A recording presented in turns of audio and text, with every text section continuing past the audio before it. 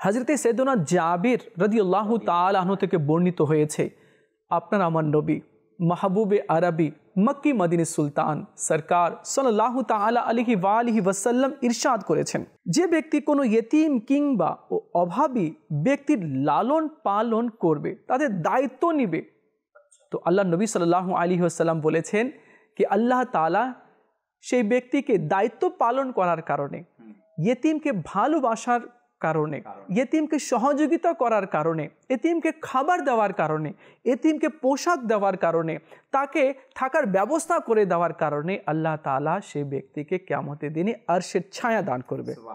সুবহানাল্লাহ। হযরত সাইয়েদনা ইবনে আব্বাস রাদিয়াল্লাহু তাআলা আনহু থেকে বর্ণিত হয়েছে, রাসূলুল্লাহ সাল্লাল্লাহু তাআলা আলাইহি ওয়া আলিহি ওয়াসাল্লাম ইরশাদ করেন, যে ব্যক্তি 3 জন ইয়েতিমকে লালন পালন করে, তাকে রাতের কিয়াম, দিনে রোজা, সকাল সন্ধ্যায় আল্লাহ রাস্তায় তরবারি চালনাকারী ব্যক্তির ন্যায় সওয়াব আল্লাহ তাআলা দান করবে।